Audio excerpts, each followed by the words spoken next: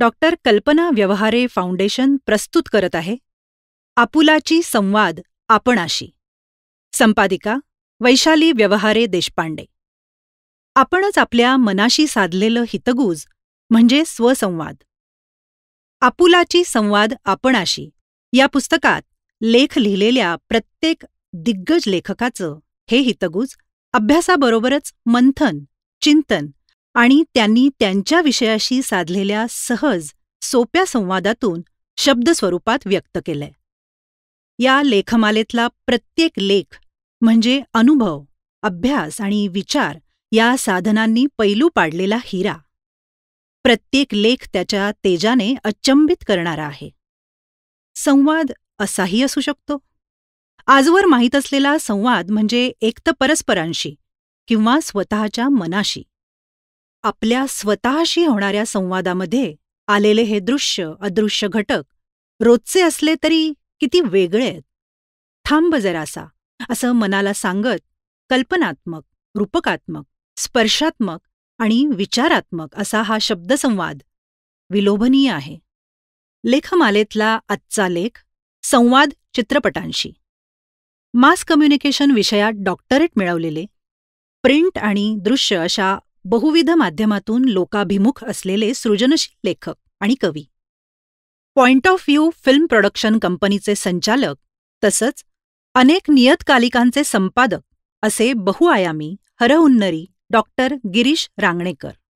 संपूर्ण जग हा रंगमंच आणि आपण त्यावर वेगवेगळ्या भूमिका साकारणारी पात्र असं शेक्सपियरनी म्हटलंय.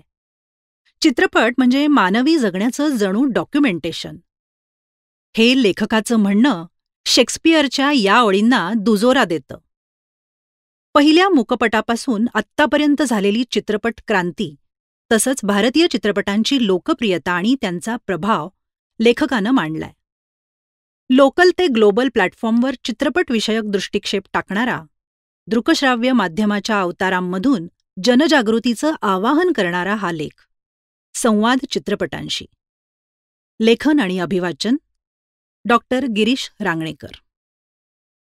चित्रपट संपूर्ण मानवी जगण्याचं जणू डॉक्युमेंटेशनच करतो. भारताचा तर जगातला सर्वात जास्त चित्रपट बनवणारा देश म्हणून नावलौकिक आहे. आपल्याकडे दरवर्षी सर्व भाषांत मिळून तब्बल 1000 चित्रपट तयार होतात. परंतु त्यात व्यवसाय करणारे चित्रपट जेमतेम 50 ते 60च असतात आणि अंदाजे तेवढेच आपला खर्च कसाबसा भरून काढतात.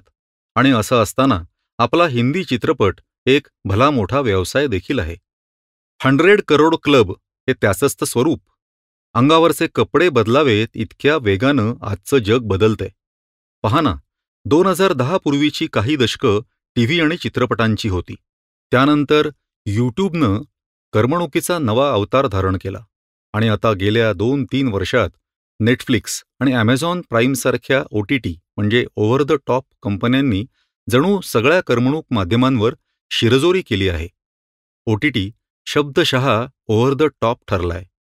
सगळं जग लॉकडाऊनमुळे घरात कोंडलं गेलं असताना या OTTनंच तर आपल्याला हात दिला, कोविडशिवायच्या जगात नेलं आणि करमणुकीलाही नवी झळाळी मिळवून दिली. सन 2020 एप्रिल ते जुलै या केवळ 4 महिन्यांच्या काळात OTT माध्यमांच्या प्रेक्षक संख्येत तब्बल 30% जास्त वाढ झाली. जो प्रेक्षक OTT माध्यमात पुढल्या काही वर्षांमध्ये ओढला गेला असता तो या लॉकडाऊनच्या काळात अनपेक्षितपणे जोडला गेला. चित्रपट नाही, मालिका नाही, घराबाहेर पडणं नाही. घरात जेरबंद झालेल्या लोकांना स्थानिक आणि वैश्विक आशय असलेला OTT नामक मोठा खजिना घरात बसल्या जागीच गवसला. म्हणता म्हणता आज घडीला 40 OTT प्लॅटफॉर्म्स सक्रिय आहेत. यावरून त्यांची बाजारपेठ करोना काळात किती छान विस्तारली आहे याची कल्पना येते. खरंच OTT प्लॅटफॉर्म्समुळे जगभरातला उत्तमातला उत्तम आशय आपल्याला अगदी हातासरशी उपलब्ध झाला.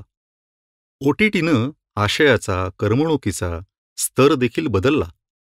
पहा ना, OTTमध्ये पाहायला मिळणारी कथा हिरो, हिरोईन आणि व्हिलन यांच्या बंधनातून मुक्त होत अनेक व्यापक विषयांना आपलंसं करते आणि प्रेक्षकांना जगाचं शक्य तितकं पारदर्शी रूप दाखवण्याचं धाडस करते. हे त्याचं मोठं यश म्हणायला हवं.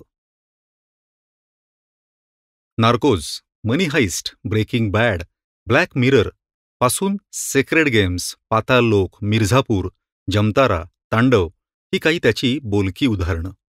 प्रस्तुत लेख लिहित असताना खास मराठी कंटेंट निर्माण करण्यासाठी मराठी भाषेतली OTT कंपनी स्थापन झाल्याचं कळलं. प्लॅनेट मराठी हे तिचं नाव. लो कर लो बात. चित्रपट माझ्या मते एक ग्लोबल इव्हेंट आहे. राज कपूरच्या हिंदी चित्रपटाबद्दल रशियामध्ये माहिती असतं आणि लाईफ ऑफ पाय, अवतार अमेरिकेमध्ये रिलीज होत असताना आपला इथला प्रेक्षक त्याबद्दल आधीच जाणून असतो. चित्रपटांची जादू आहेच अशी. चित्रपटाचं तिकीट काढून आत येऊन बसल्यावर आपण बाहेरचं जग पूर्ण विसरून जातो. चित्रपट सुरू होण्यापूर्वीचं राष्ट्रगीत आणि त्याला सर्वांनी उठून उभं राहून प्रतिसाद देणं हे आपल्या देशाभिमानाचं सार्वजनिक प्रगटीकरण खास असं आहे. परदेशी स्थायिक असणाऱ्या NRIंना देखील त्यांच्या देशात आपले भारतीय चित्रपट पाहता येत आहेत. ब्रिटिश फिल्म इंडस्ट्रीच्या म्हणण्यानुसार जगभरातले साधारण 2 ते 3 कोटी लोक दरवर्षी युरोपला भेट देतात. त्यापैकी 30% लोक चित्रपटात किंवा टीव्हीत दाखवलेल्या युरोपच्या प्रभावानं तिथं आलेले असतात. म्हणजे पहा, पुस्तकं आणि वृत्तपत्र यांच्या लोकप्रियतेच्या बेरजेपेक्षा अधिक प्रभाव भारतात चित्रपटाचा आहे, असं वक्तव्य पंडित नेहरूंनी युनेस्कोमध्ये फार पूर्वीच केलं होतं आणि मला वाटतं ते पुरेसं बोलकं आहे. आजचा चित्रपट 3D देखील असल्यानं असा चित्रपट पाहायला मल्टिप्लेक्सेस देखील साथ घालतच असतात. पुन्हा मल्टिप्लेक्स संस्कृतीला एक सामाजिक परिमाणही आहे. तिथं जाऊन चित्रपट पाहणं आणि तिथले फोटो सोशल मीडियावर पोस्ट करणं हे जणू एक स्टेटस सिम्बॉल झालंय, नाही का? मात्र खूप पूर्वी धार्मिक आणि पौराणिक चित्रपटांची निर्मिती केली जाई. बहुतांश चित्रपट बालविवाह, हुंडा यासारख्या विषयांवर असत आणि त्यातूनच समाज प्रबोधन देखील केलं जाई. भारतीय चित्रपटाचे जनक दादासाहेब फाळके यांनी राजा हरिश्चंद्र हा आपला पहिला मूकपट तयार केला. त्यानंतरचा पहिला बोलपट आलम आरा. त्याच सुमारास तेलुगूमध्ये भक्त प्रल्हाद आणि तमिळमध्ये कालिदास असे चित्रपट दक्षिणेत प्रदर्शित झाले होते. 1940 ते 1960 ही 2 दशकं भारतीय चित्रपटाचा सुवर्ण काळ म्हणून संबोधली जातात. गुरुदत्तचा प्यासा, बिमल रॉय यांचा 2 बिघा जमीन आणि मेहबूब खानचा मदर इंडिया हे यातले मैलाचे दगड. स्त्रीला केंद्रस्थानी ठेवून केलेल्या पहिल्या काही चित्रपटांपैकी मदर इंडिया या चित्रपटास परकीय भाषेतल्या चित्रपट विभागासाठी ऑस्करचं तेव्हा नामांकन मिळालं होतं. त्याच्या अलीकडे पलीकडे भुवन शोम, जागते रहो, 2 आंखें 12 हात, गाईड, आनंद, शोले, जय संतोषी माँ, अर्थ, काला पत्थर, आंधी, आक्रोश, जाने भी दो यारो, एक रुका हुआ फैसला, स्पर्श, बँडिट क्वीन हे काही विशेष उल्लेखनीय चित्रपट. चित्रपटानं कंटेंटच्या बाबतीत खरोखर कूस बदलल्यावर भारतात चराचर व्यापून उरणारी स्टार सिस्टीम लयाला जाईल की काय असं वाटत होतं. पण आज देखील आपली फिल्म इंडस्ट्री नायक आणि नायिकेभोवतीच फिरताना दिसते आहे असं म्हटल्यास अतिशयोक्ती ठरू नये. आपली समाजातील अतिरेकी स्वरूपाची व्यक्तिपूजा देखील कदाचित त्याला कारणीभूत असावी. राजकारण असो वा सिनेमा, आपल्याला हिरो हवा असतो, नाही का? पहा ना, रजनीकांतसारखे सुपरस्टार्स सिगरेटमधून आपली स्टाईल निर्माण करू लागले आणि टीनएजर्सना ती एक कूल थिंग वाटू लागली. ओघानंच सिगरेटची विक्री देखील खूप वाढली. मग स्मोकिंगच्या दृश्यांवर सेन्सॉरनं आक्षेप घेतला आणि स्मोकिंग सीन्सच्या वेळी धूम्रपान करणे आरोग्यास हानिकारक आहे असा मजकूर फ्लॅश होऊ लागला. मद्यपानाचंही तेच. देवदास, देवडी यासारख्या चित्रपटांनी प्रेक्षकांचा बुद्धिभ्रम केला. चित्रपटात दाखवली जाणारी हिंसा आणि गुन्हे यांचा देखील जनमानसावर मोठा प्रभाव पडतो. ॲनिमल, कबीर सिंग यासारखे अलीकडचे हिंदी सिनेमे अथवा मुळशी पॅटर्नसारखा मराठी सिनेमा हिंसेचं उदात्तीकरण करताना दिसतात. दृश्यमसारख्या सिनेमांमुळे गुन्हा लपवण्यासाठी वापरलेल्या क्लुप्त्यांना अकारण आणि अवाजवी प्रसिद्धी मिळताना दिसते. चित्रपट हे दिग्दर्शकाचं माध्यम आहे. कलाकार, तंत्रज्ञ आणि तंत्रज्ञानाच्या सहाय्यानं दिग्दर्शकच तर आपल्याला कथा सांगत असतो. ही कथा समर्थपणे प्रेक्षकांपर्यंत पोहोचवण्यासाठी गुलजारांसारख्या प्रतिभावान दिग्दर्शकानं फ्लॅशबॅक तंत्र प्रभावीपणे वापरलं. आंधी, इजाजत, अंगूर ही काही उदाहरणं. यश चोप्रांसारख्या दिग्दर्शकानं गोष्टीतला आशय स्पष्ट करण्यासाठी ट्रॉली शॉट्स वापरले. उदाहरणादाखल वक्त, दीवार, शक्ती यासारखे काही चित्रपट. मधुर भांडारकर सारख्या दिग्दर्शकानं चित्रपटासाठी एक विषय निवडून डॉक्युड्रामासारखा फॉर्म निवडला. उदाहरणार्थ जेल, ट्रॅफिक सिग्नल, कॉर्पोरेट यासारखे त्याचे काही चित्रपट. मनमोहन देसाईंच्या अमर अकबर अँथनीत एकमेकांपासून ताटातूट झालेले भाऊ विविध धर्मातल्या कुटुंबांमध्ये राहून मोठे होतात आणि प्रेक्षकांना ते भावतं. मणिरत्नमच्या बॉम्बेमध्ये हिंदू मुलगा मुस्लिम मुलीशी लग्न करतो आणि तो चित्रपट हिट होतो. समाजातल्या सांप्रदायिकतेला आव्हान देणारे असे हे चित्रपट. लगानसारख्या चित्रपटानं स्टोरी टेलिंगमध्ये क्रांती घडवली. कलात्मक आणि व्यावसायिक चित्रपटाची ती एक अभूतपूर्व सांगड होती. चित्रपट कसा असावा अथवा असू नये याबद्दलचे सगळे आडाखे त्यानं मोडीत काढले. समांतर चित्रपट आणि मेनस्ट्रीम सिनेमा याच्या भिंती त्यानं अक्षरशः पाडून टाकल्या.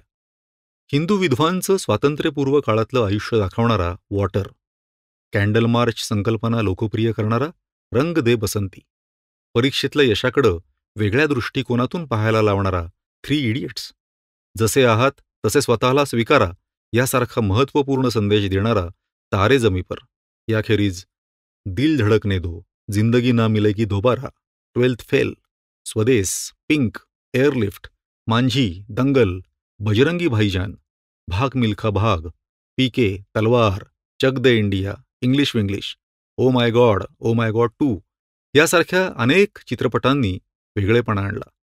दिग्दर्शक नीरज पांडे यांनी देखील Wednesday, special 26, baby, MS Dhoni यासारखे सिनेमे देऊन त्यांच्याकडून आणि त्या माध्यमाकडून अपेक्षा उंचावल्या.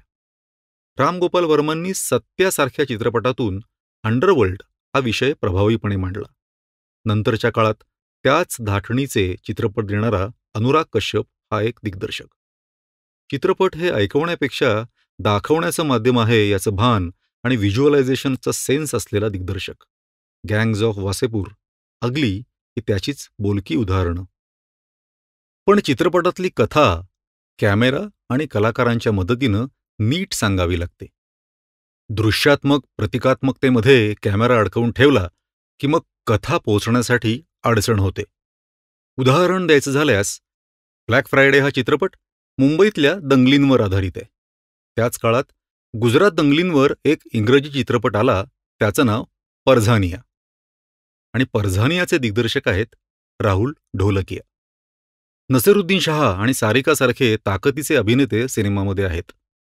परझानिया चित्रपट पाहिल्याचा अनुभव देतो, तर ब्लॅक फ्रायडे डॉक्युमेंटरी फिल्मचा. बॉलिवूडच्या चित्रपटातल्या हिंदी गाण्यांनी देखील आपल्या जीवनामध्ये मोठं स्थान मिळवलंय. अगदी लग्नापासून ते सण समारंभ, पार्टीज सगळीकडे चित्रपटातली गाणी वाजवली जातात. लांबच्या प्रवासात सोबतीला भेंडे असतात, म्हणजे गाणीच तर असतात. रेडिओवर गाणी ऐकणं हे एक मस्तपैकी नॉस्टॅल्जिक, अगदी भूतकाळात फिरून आल्याचं फिलिंग देतं. भारतीय चित्रपटसृष्टी म्हणजे बॉलिवूड असा अनेकांचा समज असतो, पण वस्तुस्थिती अगदी तशी नाहीये. 1940च्या सुमारास भारतातल्या चित्रपटगृहांपैकी निम्मी चित्रपटगृह ही दक्षिणेतच होती. यावरून प्रादेशिक चित्रपटाच्या लोकप्रियतेची आपल्याला कल्पना करता येते. पहा ना, बाहुबलीचा दुसरा भाग प्रदर्शित झाला आणि तिकीट खिडकीवर जणू सुनामी आली. आणि बाहुबली एक रिजनल फिल्म होती बरं का, मूळची तेलगू. एका प्रादेशिक भाषेत काम करणाऱ्या दिग्दर्शकाने प्रादेशिक अपील असणाऱ्या कलाकारांना घेऊन तयार केलेल्या चित्रपटाची दखल देशभरातून घेतली जाते, ही अभूतपूर्व घटना आहे. सैराट ह्या चित्रपटाबाबतीत देखील हेच म्हणता येईल. तो चित्रपट मराठी असून देखील पंजाबी आणि कन्नड भाषेत देखील आला. अनेक अमराठी भाषिकांनी तो पाहिला. बंगाली चित्रपट देखील विशेष नोंद घेण्यासारखा आहे. किंबहुना तो वेगळ्या लेखाचा विषय ठरावा. भालजी पेंढारकरांनी कोल्हापुरातून ऐतिहासिक चित्रपटाची मुहूर्तमेढ रोवली. छत्रपती शिवाजी, मोहित्यांची मंजुळा, गनिमी कावा हे काही चित्रपट. त्यानंतर राजा परांजपे, सुधीर फडके आणि गदी माडगुळकर या त्रयीमुळे मराठी चित्रपटांमध्ये सामाजिक आशयाचे वारे वाहू लागले. पुढचं पाऊल, सुवासिनी, लाखाची गोष्ट, पाठलाग, जगाच्या पाठीवर हे काही चित्रपट. व्ही शांतारामांचे कुंकू, शेजारी, माणूस, जब्बार पटेलांचे सिंहासन, सामना, उंबरठा, तसेच कळत नकळत, चौकट राजा, नॉट ओन्ली मिसेस राऊत, ध्यास पर्व, 10वी फ, आजचा दिवस माझा, काकस्पर्श, बालगंधर्व, देऊळ, कोर्ट, मी सिंधुताई सपकाळ, प्रकाश बाबा आमटे, कट्यार काळजात घुसली आणि काशीनाथ घाणेकर, गुलाबजाम, सैराट, बाईपण भारी देवा, झिम्मा, नाळ, आनंदी गोपाळ, आत्म पॅम्पलेट, वाळवी असे आणखी काही वेगळ्या विषयांवरचे चित्रपट. विविध स्तरातल्या प्रेक्षकांना आकर्षित करण्याच्या प्रयत्नात बॉलिवूडचे चित्रपट ग्लोबल होत चालले आहेत आणि प्रादेशिक चित्रपट आपल्या संस्कृतीच्या मुळाशी जाण्याचा प्रयत्न करतायत. म्हणजे देशातील एक फिल्म इंडस्ट्री ग्लोबल होण्याचा प्रयत्न करतेय, तर इतर फिल्म इंडस्ट्रीजचा कल लोकल होण्याकडे आहे. भारतासारख्या विविधरंगी देशामध्येच असं होऊ शकतं. सीइंग इज बिलिव्हिंग असं म्हणतात. त्यानुसार चित्रपटही आपल्या मानसिकतेवर मोठा प्रभाव पाडतो. चित्रपटातली पात्र, त्यांची भाषा, वेशभूषा, त्यांचं वागणं, जगणं हे सगळं आपल्या भावनांना अगदी साद घालत असतं. शहीद भगतसिंग, चक दे इंडिया, लोकमान्य यासारखे चित्रपट देशभक्ती जागृत करतात, तर मुघले आझममधला अनारकलीचा सूट, जोधा अकबरमधले दागिने, कटाप्पाने बाहुबली को क्यू मारा यासारखं कॅम्पेन, चला हवा येऊ द्या यासारख्या लोकप्रिय कार्यक्रमामधलं चित्रपटाचं प्रमोशन हे सारं प्रेक्षक म्हणून आपल्याला हवंसं वाटतं. शोलेमधला कितने आदमी थे, मिस्टर इंडियामधला मोगॅम्बो खुश हुआ, दीवारमधला मेरे पास माँ है, टाइमपासमधला नया है वह असे संवाद आपल्या जिभेवर सहज रुळतात. वेब सिरीजबद्दल बोलायचं झाल्यास सॅक्रेड गेम्स मधला कभी कभी लगता है आपुनीच भगवान आहे किंवा आश्रम वेब सिरीजमधला जपनाम जपनाम जपनाम असे संवाद आपल्या अगदी परिचयाचे असतात. चित्रपटांवर देशाच्या सामाजिक राजकीय परिस्थितीचा देखील परिणाम होत असतो. जंजीर ज्यावेळी आला त्यावेळी एकूणच राजकीय बंडखोरीचा काळ होता. अमिताभच्या व्यक्तिमत्वामध्ये ती बंडखोरी, तो संताप दिसला. समाजाचं अख्खं प्रतिबिंब जणू त्याच्या भूमिकेत उतरलं आणि अमिताभ बच्चन सुपरहिट झाला. जेव्हा प्रांतीय राजकारणामुळे लोक विभागले जात होते तेव्हा एकात्मतेसाठी खुद्द चित्रपटानेच जणू मोठा रोल पार पाडलाय. शोलेचंच उदाहरण घेऊयात. सिंधी दिग्दर्शक, त्रिपुराचा संगीतकार आणि पंजाब, यूपी, गुजरात, तामिळनाडू आणि बंगालमधले कलाकार, समस्त भारतीय प्रतिभांचा संगमच जणू त्यात झालेला होता. आपल्याकडच्या रोमांस या विषयावर येणाऱ्या चित्रपटांचं प्रमाण पाहता जगण्याचं मूलभूत सूत्र प्रेम हेच आहे अशी भावना नकळतपणे निर्माण होते. आतिक या खंडाला हे नुसतं गाणं न राहता प्रेम करण्याची एक अभिव्यक्तीच होते. धूम, डॉन यासारख्या चित्रपटातून स्पीडचा खेळ दाखवता दाखवता कधीही पकडला न जाणारा चोरच मग तुम्हा आम्हाला अधिक स्मार्ट वाटू लागतो. आजचा आपला समाज देऊळ या संकल्पनेविषयी परस्पर विरोधी भूमिका असणाऱ्या देऊळ आणि देऊळबंद या 2 मराठी सिनेमांना सारखेपणानं स्वीकारताना दिसतो. हेही बहुतेक वेळा अशाच विरोधाभासी परंपरेचं उदाहरण असावं. पहा ना, शिक्षण, नोकरी आणि घर अशा तिहेरी जबाबदारी पेलणारी आजची स्त्री एकाच वेळेस आधुनिक आणि परंपरावादी भूमिका पार पाडते आहे. मनाजोगा पती प्राप्त करण्यासाठी व्रत करणाऱ्या, स्वयंवरामध्ये वरलेल्या स्त्रिया आजच्या मुलींसमोर आदर्श म्हणून समोर असतात. इतकंच काय, लग्ना अगोदर आणि लग्नानंतरही वेगवेगळ्या वरांकडून मुलं जन्माला घालणारी कुंती कृष्णापेक्षा वयानं मोठ्या आणि विवाहित असलेल्या राधेचं कृष्णावरलं प्रेम या बाबी आपल्या समाजात अगदी पवित्रपणे स्वीकारल्या जातात. पण प्रत्यक्षात जगताना मात्र त्याच स्त्रीनं उंबरठा ओलांडू नये, छोटे छोटे कपडे घालू नयेत, पुरुषांशी तोंड वर करून बोलू नये यासारखी बंधनं लादली जातात. बहुतांश चित्रपटात स्त्री भूमिका ही पुरुष भूमिकांपेक्षा दुय्यम दर्जाची बेतलेली असते. समाजात देखील यापेक्षा वेगळं चित्र नाही. त्यामुळेच जे असतं तेच चित्रपट दाखवतो आणि लोकांना देखील तेच चवीनं पाहायला आवडतं असं म्हटल्यास अतिशयोक्ती ठरू नये. पूर्वीच्या बहुतांश हिंदी चित्रपटातली नायकांची माँ निरूपा रॉय ही आई बहुतांश वेळेला परिस्थितीला शरण गेलेली, रंजली गांजलेली असते. आपल्या घराघरातल्या आईचं रूप देखील असंच नाही का? या उलट इंग्रजी चित्रपट पाहणारा जो जगभरातला प्रेक्षक वर्ग आहे त्याची मानसिकता पूर्ण वेगळी आहे. आपल्या टीव्ही सिरियल्स वानगी दाखल पाहूयात. तिथे सासू सून आणि सून नणंद असे नातेसंबंध पराकोटीचे ताणलेले दाखवतात. सासूला खलनायिका म्हणून दाखवलं जातं. प्रत्यक्षात मला सांगा, अशी टोकाची परिस्थिती असते का? अशा प्रकारची करमणूक, असं कंडिशनिंग लादलं गेल्यानं प्रत्यक्षातल्या सासूसून या नात्यामध्ये देखील नकळत दुरावा किंवा तेढ निर्माण होत असते. आयटम सॉंग्सला देखील आपल्याकडे भलतीच मागणी आहे. परंतु शीला की जवानी, मुन्नी बदनाम हुई यासारख्या गाण्यांनी खरं तर संपूर्ण स्त्री वर्गाचीच बदनामी होत असते असं मला वाटतं. सध्या महिला दिग्दर्शकांचं प्रमाण देखील वाढतंय. झोया अख्तर, फराह खान, रीमा काकती, गौरी शिंदे, मेघना गुलजार यासारख्या दिग्दर्शकांनी स्वतःची स्वतंत्र छाप उमटवली आहे.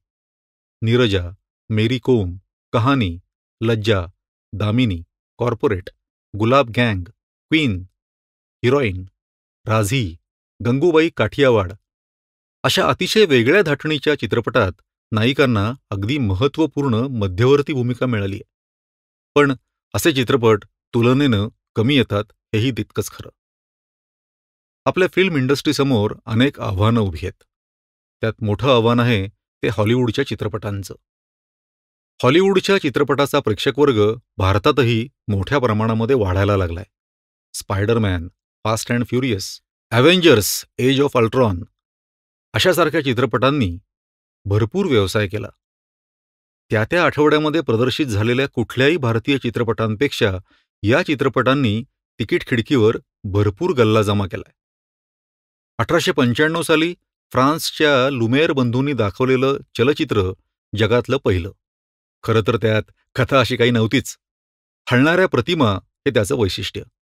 त्या चलचित्रात आगगाडीचं दृश्य जेव्हा दाखवलं गेलं तेव्हा तिथल्या बसलेल्या लोकांना भोवळच आली म्हणे. पण आताचा परदेशी चित्रपट विषयाचं वैविध्य आणि सादरीकरणासाठी आवश्यक तो तांत्रिक आधुनिकपणा, बजेट, स्पेशल इफेक्ट्स, मार्केटिंग यामुळे आपल्यापेक्षा अगदी अमाप पुढे आहे. जपानचा राशोमान, जर्मनीचा रन लोला रन, मेक्सिकोचा बाबेल यासारखे जागतिक चित्रपट आजही चित्रपटाचं शिक्षण घेणाऱ्या विद्यार्थ्यांना शिकवले जातात. इतकं सादरीकरणातलं वेगळेपण त्या चित्रपटांमध्ये आहे. हॉलिवूडचा चित्रपट आपल्या चित्रपटाच्या कित्येक पट प्रगल्भ आहे. कारण सर्जनशीलतेबरोबरच इथं चांगल्या पटकथा आणि लेखकांमध्ये सतत गुंतवणूक होत असते. जनमानसामध्ये हिचकॉकचे थरारपट, James Bond, Star Wars, Titanic, Iron Man, Avengers सारखे चित्रपट लोकप्रिय होत असताना जाणकार सिनेप्रेमींच्या मनात मात्र Life is Beautiful, Forrest Gump, Beautiful Mind, Godfather, Shawshank Redemption यासारखे कलात्मक चित्रपट रुंजी घालत असतात.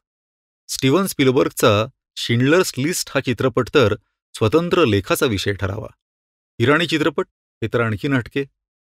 हॉलिवूडच्या तुलनेत अगदी तुटपुंज बजेट असून देखील संवेदनशील मांडणी, देखणी निर्मिती मूल्य आणि नैसर्गिक अभिनय याच्या जोरावर हे इराणी चित्रपट त्यांचं बंदिस्त जगणं मोठ्या ताकदीनं जगाला दाखवतात.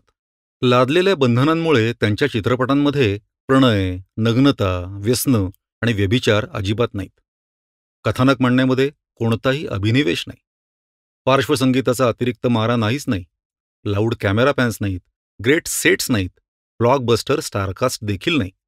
आणि असं असताना देखील इराणी चित्रपट दशांगुळे व्यापून उरतो ते सिनेमामधून शांतपणे मांडलेल्या विचारांमुळे. मजिद माजिदी या इराणी दिग्दर्शकाचे Children of Heaven, Father, Baran यासारखे चित्रपट, पनाही यांचा White Balloon, the Circle, Ghobadi यांचा टर्टल्स कॅन फ्लाय यासारखे भन्नाट चित्रपट खरंच एक अविस्मरणीय अनुभव देतात. इराणी चित्रपटात मुलांच्या भूमिकेला नेहमीच महत्त्व दिल्याचं दिसतं. खरं तर शालेय वयातच मुलांची मानसिक आणि वैचारिक जडणघडण होत असते. अशा वयात रक्ताचे पाठ वाहेस्तोवर एकमेकांना गन्सद्वारे ठार मारणारे मोबाईल गेम्स अगदी आवडीनं खेळणं, यातून मुलांमध्ये हिंसक आणि विकृत मानसिकता जन्माला येत असते. त्यामुळे नुसत्या मोबाईल गेम्स, कार्टून्स आणि ॲनिमेशन पटांपेक्षा जगभरातले जे महान बोधपर सिनेमे नेटवर उपलब्ध आहेत, त्यांची ओळख त्यांना आपल्या परीनं करून दिली पाहिजे. असे सिनेमे शाळांमधून देखील आवर्जून दाखवले जावेत. त्यांच्या प्रबोधनाची, जाणीवा प्रगल्भ करण्याची ही संधी शाळांनी देखील अगदी घ्यायलाच हवी. चित्रपट रसग्रहण वर्ग देखील शाळांमधून सुरू करायला हरकत नसावी. त्यामुळे विद्यार्थ्यांच्या विचारांना तर चालना मिळेलच, पण कल्पनाशक्तीला देखील वाव मिळेल आणि भविष्यामध्ये असे विचारांच्या कक्षा रुंदावलेले संवेदनशील फिल्ममेकर्स आणि सजग प्रेक्षक मोठ्या प्रमाणामध्ये तयार होतील. खऱ्या आयुष्यामध्ये प्रत्येक वेळी डोरेमॉन त्याचे गॅजेट घेऊन मदतीला येत नाही. आपली मदत आपल्याला स्वतःलाच करावी लागते. इतकं जरी भान त्यानिमित्ताने आपण मुलांना देऊ शकलो तरी ते त्यांच्या पुढील वाटचालीसाठी पूरक ठरणार आहे. अभियांत्रिकी, विज्ञान आणि भूगोल यासारखे विषय असोत किंवा वाहतूक, शिस्त, स्वच्छता आणि नागरिकशास्त्र या विषयांचं भान वाढवणं असो, चित्रपट स्वतःच यासाठी खूप मोठा रोल पार पाडू शकतो. चित्रपटाला शिक्षणाचं एक माध्यम बनवण्याविषयी परदेशामध्ये असंख्य यशस्वी प्रयोग झालेत. किंबहुना तिथं शालेय आणि महाविद्यालयीन विद्यार्थ्यांसाठी विशेष चित्रपट बनवले जात असतात. इथं एक उदाहरण जरूर सांगण्यासारखं आहे. वर्ल्ड व्ह्यू इंटरनॅशनल फाउंडेशन म्हणजेच WIF नावाची एक आंतरराष्ट्रीय संस्था आहे. चित्रपट माध्यमातून सामाजिक संदेश देण्याच्या प्रयत्नांचा भाग म्हणून त्यांनी त्यांचं एक केंद्र बांगलादेशात सुरू केलं. असे सामाजिक उपक्रम लोकप्रिय करण्यासाठी शिक्षण मंत्रालयाबरोबरच त्यांनी व्यावसायिक चित्रपट निर्मात्यांना देखील हाताशी घेतलं. कमी खर्चात मोठ्या प्रेक्षकांपर्यंत पोहोचण्यासाठी त्यांच्यासाठी ती एक संधी होती. त्याचाच भाग म्हणून WIFनं साक्षरतेविषयक एक खास फिल्म तयार केली. ती फिल्म तब्बल 80 लाख बांगलादेशी नागरिकांनी चित्रपटगृहातल्या पडद्यावर, मोबाईल व्हॅनच्या स्क्रीनवर आणि टीव्हीवर पाहिली. फिल्म आवडल्याचं जवळपास 95% लोकांनी सांगितलं. ती फिल्म इतकी लोकप्रिय झाली की मॉस्कोमधल्या इंटरनॅशनल फिल्म फेस्टिवलसाठी सुद्धा तिची वर्णी लागली. कुटुंब नियोजन या त्यांच्या पाठोपाठ येऊ घातलेल्या प्रकल्पासाठी निधी उपलब्ध झाला आणि ती फिल्म देखील कमालीची यशस्वी ठरली. व्यावसायिक चित्रपटाच्या चौकटीतून अतिशय नियोजनबद्ध रीतीनं सामाजिक आशय पोहोचवता येतो हे यातून पक्क सिद्ध झालं. WIFचा हा अनुभव पुरेसा बोलका आहे आणि त्यातून जगभरातल्या चित्रकर्मींनी बोध घेण्यासारखा आहे. रंगात फक्त काळा किंवा पांढरा असे टोकाचे 2 रंग नसतात. आपल्या आयुष्यात देखील अतिशय चांगली किंवा वाईट अशी हिरो आणि व्हिलन अशी माणसांची विभागणी नसते. त्यांच्या अदलीमधली सर्वसामान्य माणसं हीच आपल्या आसपास वावरणाऱ्या माणसांच्या जगाची ओळख आहे. जगात जेव्हा मोठ्या संख्येनं विविध प्रकारचे युद्धपट बनवले जातात आणि आवडीनं पाहिले देखील जातात, तेव्हा कॉमन मॅन, त्याचा आवाज, त्याचं जगणं, त्याची संवेदनशीलता कुठे आहे असा प्रश्न पडतो.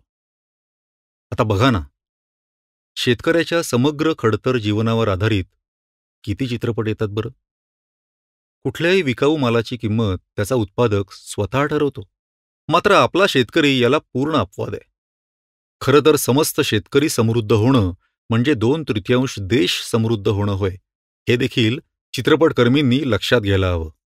मात्र शेतकऱ्यांची पिकं लुटून नेल्यावर दरोडेखोर मंडळी त्यांच्या तळांवर मेहबूबा मेहबूबासारखं उत्तान्न गाण्यांवर नाचतात आणि अशी गाणी, असे चित्रपट तुफान गाजतात, नाही का? नेते मंडळी देखील जनतेच्या खऱ्या प्रश्नांवरून लक्ष हटवण्यासाठी धर्मभेद, जातीभेद, प्रांतभेद, भाषाभेद असे क्षुद्रभेद उभे करतात. सर्वसामान्य जनतेच्या मनामध्ये ते नसतात. राजकारणी मंडळी देव, धर्म, मंदिरं, लोकसंख्या हे सर्व सोयीस्करपणे वापरतात. याविषयीचा जागर देखील चित्रपटातून व्यक्त व्हायला हवा. अलीकडे OTT माध्यमातून अशा प्रकारची कथानकं, आशय थेटपणे मांडला जातोय हे इथं नमूद करताना आनंद होतो. जगात कुठेही जा, परदेशी लोकांशी संवाद साधत असताना आपण नकळतपणे चित्रपटांपाशीच येऊन पोचतो. त्यांच्याशी संवाद साधताना स्पष्टपणे जाणवतं की त्यांच्या लेखी आपली प्रतिमा एक गरिबांचा, साधूंचा देश अशीच काहीशी आहे आणि त्याला सोशल मीडिया, वृत्तपत्र, साहित्य आणि आपला चित्रपट कारणीभूत आहे, असं मला प्रामाणिकपणे वाटतं. तुम्हाला काय वाटतं? पथेर पांचालीसारखी चित्रपट निर्मिती करून जगभरात भारताचं नाव मोठं केलेले सत्यजित रे असोत, ऑस्कर वारीला पाठवले जाणारे श्वास, न्यूटन यासारखे चित्रपट असोत, हॉलिवूडच्या दिग्दर्शकानं आपल्याकडे येऊन केलेला स्लमडॉग मिलेनियर यासारखा हिंदी चित्रपट असो की गॉड ऑफ स्मॉल थिंग्स सारखं बुकर पुरस्कार मिळालेलं पुस्तक असो, जगासमोर आपण आपल्या गरिबीचंच प्रदर्शन करत आलो आहोत. खरं तर चित्रपट माध्यमातून आजच्या भारताची ओळख करून देताना सुंदर पिचाई, सत्या नाडेला, ए.आर. रहमान, मुकेश अंबानी, नारायण मूर्ती, सचिन तेंडुलकर, लता मंगेशकर, नरेंद्र मोदी यासारख्या प्रतिभावंतांची ही भूमी आहे याची आवर्जून मांडणी करायला हवी. तसंच प्राचीन भारताचं चित्र देखील त्यात आवर्जून मांडायलाच हवं. जसं हम्पी हे शहर एकेकाळी संपूर्ण जगाची राजधानी होतं. भारतामधल्या तक्षशिला, नालंदा विद्यापीठांमध्ये जगभरातले विद्यार्थी शिकायला येत. भारतीय जहाज बांधणी शास्त्र संपूर्ण जगात प्रगत होतं. तसंच भारतीय रेशमाची साऱ्या जगामध्ये निर्यात होत होती. भारताची आ सेतू हिमाचल भौगोलिक विविधता, आपल्या असंख्य भाषा, संस्कृती, परंपरा हे देखील आपण दृकश्राव्य माध्यमाद्वारे जगासमोर आणलंच पाहिजे.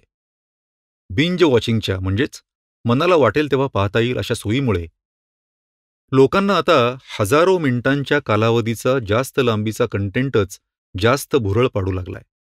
थिएटरमधला 2-2.5 तासांचा सिनेमा जणू काही शॉर्ट फिल्मच वाटावी इतकं तगडं आव्हान OTTच्या वेबसिरीजनं थिएटरमधल्या सिनेमासमोर निर्माण केलंय. A picture is worth 1,000 words असं म्हणतात. म्हणूनच OTT सारख्या प्रभावी माध्यमाची ताकद पुरेपूर वापरून आपण आपली प्रतिमा उंचावण्याचं काम देखील रीतसर करायला हवं. नेपोलियनचं एक विधान मला फार भावतं. The world suffers a lot. The world suffers a lot not because of violence of bad people but because of silence of good people. दृकश्राव्य माध्यमांचा अवतार कुठला का असेना, चित्रपटकर्मींनी ॲक्शनची ऑर्डर देत त्यांच्या कलाकृतीतून व्यक्त होताना जनजागृती करायला हवी. माणसाच्या जगण्यातली असहाय्यता, अन्याय, होरपळ यावर आवर्जून समजून उमजून भाष्य करायला हवं, संवाद साधायला हवा. लेखक, दिग्दर्शक आणि निर्मात्यांनी अतिशय संवेदनशीलपणानं अशी निर्मिती निरलसपणे सुरू ठेवली पाहिजे. माणसाचं जगणं ही एक मोठी करमणूक आहे आणि त्यातलं प्रमुख पात्र अर्थातच आहे माणूस. एक पात्र म्हणून जगत असताना ते करमणुकीच्या अंगानं स्वीकारण्यासाठी प्रेक्षक म्हणूनही पुन्हा फक्त माणूसच पात्र आहे. बहुत करून माणूस जन्माला आला तेव्हापासूनच त्याच्या जगण्यात करमणूक असावी. शिकार, वेगवेगळे खेळांचे प्रकार, गाणं, नृत्य, नाटक, ते सोशल मीडिया हे सगळे करमणुकीचेच ते प्रकार आहेत. त्यातही चित्रपट हा करमणूक प्रकार आपल्यासाठी जणू धर्माइतकाच महत्त्वाचा आहे. चित्रपटानं लहान, थोर, गरीब, श्रीमंत अशा सर्व स्तरातल्या समाजमनांवर क्रिकेट इतकाच प्रभाव पाडलाय. चित्रपटानं दृष्टिकोन व्यापक केलाय आणि नवं भान देण्याचं काम देखील तो करत आलाय असं म्हणता येईल.